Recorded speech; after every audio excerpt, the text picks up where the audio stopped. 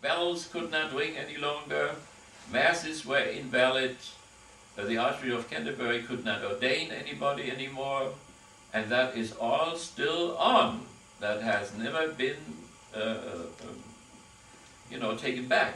The same way as Luther is still under the ban, and so is Calvin. They're all excommunicated still today. Now, what we have to take into consideration to see if one, can resolve this. And the last pope, and this pope hasn't done anything about it yet, but the last one, John Paul II, did have talks with the Archbishop of Canterbury, and they kissed each other, and they could have done something about it in order to resolve that problem in which Thomas More became a martyr. And the way how that could be done would be to say, okay, the Archbishop of Canterbury was not obedient.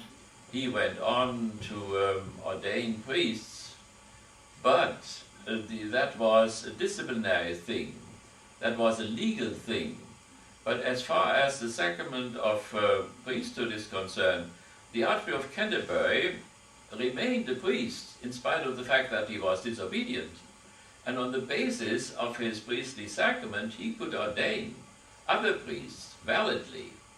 So the argument that all the Anglican priests, when I take my students next week to the monks in Three Rivers, there is a Father William, he's a priest. Now, according to Roman position, he celebrates a Missa Sicca, a dry mass.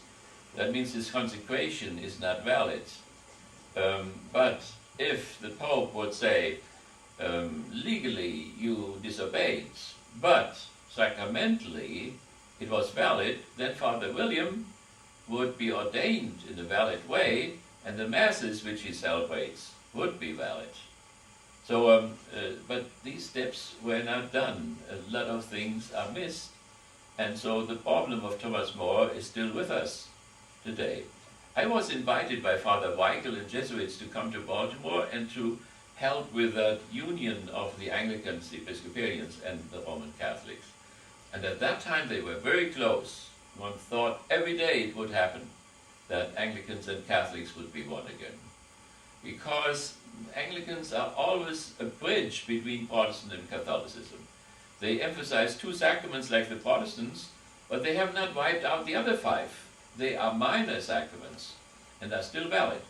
Therefore, the Anglicans still have priesthood, still the sacrament of marriage and so on, which all the other Protestants don't have anymore. So therefore, that would have been the easiest way to come to a union. And then came all these issues.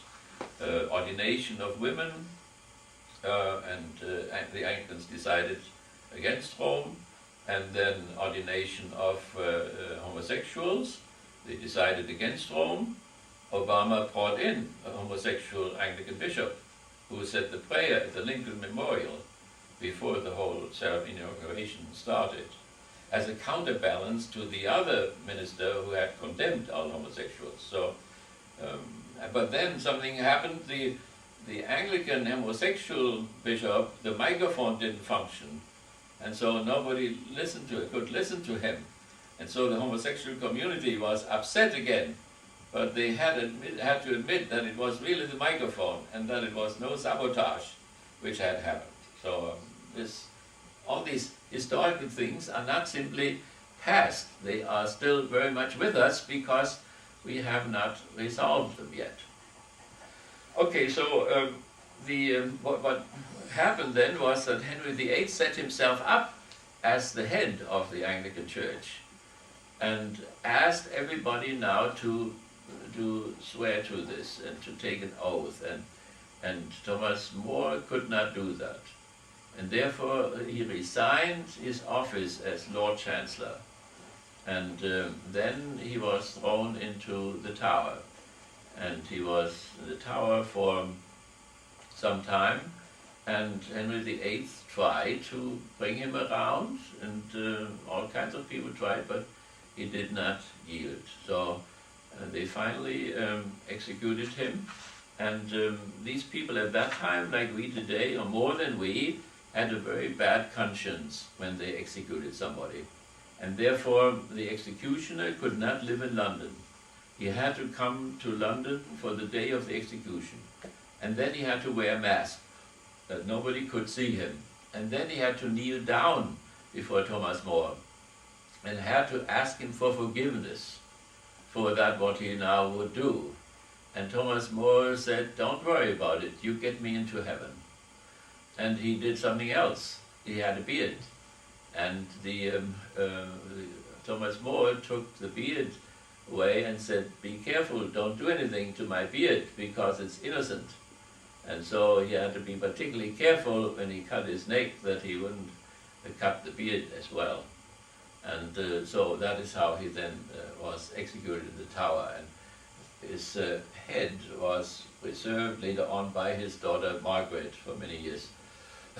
She took it home into her bedroom, I think, where it was sitting around for a long time. So that is, you know, these are a few scenes out of his life. Do we have anything else? Any other comment? Yes. What about these here archbishop that consecrated some priest, you know, Yeah. who had broken with the Catholic Church, who were excommunicated? Yeah. They were all excommunicated, yeah.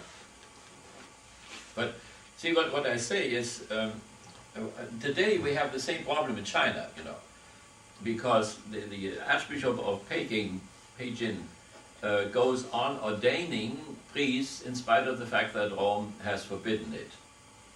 And so there is also the question, you know, if a disciplinary action by Rome can devaluate the sacramental transfer of priesthood, and it cannot.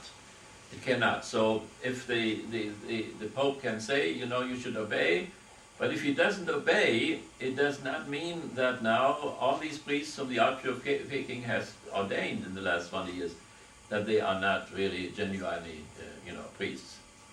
By the way, something came up today, you know, that the Pope, the last Pope, had excommunicated these arch-conservative bishops in Switzerland. And a few days ago, the Pope has lifted the excommunication of these arch-conservative people. They are on the right. I wish he would do the same thing with Hans Küng and give him his teaching office back again.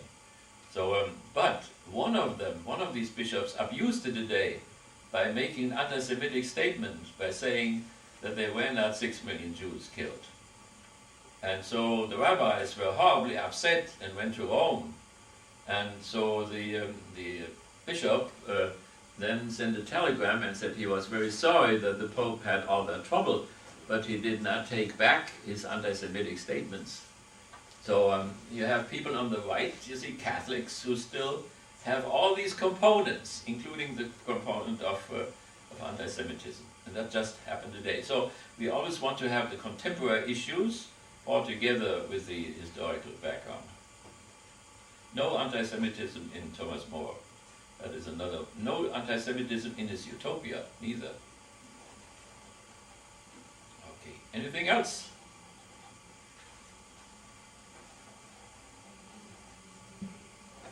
Any other question about Thomas More? Okay, maybe what we can do is to have a few scenes of our movie, and then discuss maybe afterwards a few minutes what we have seen. Or while we see it, I can already make some comments. Okay? So next week we will look at the book itself? Yeah, we want to look at particular issues. So for instance, you know, unbelievably progressive ideas like the ownership of the means of production. That means he was against this.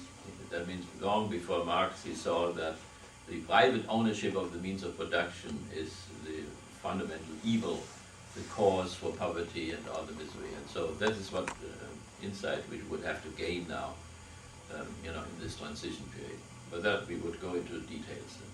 Okay, so how many chapters of the book are we going to look at next week?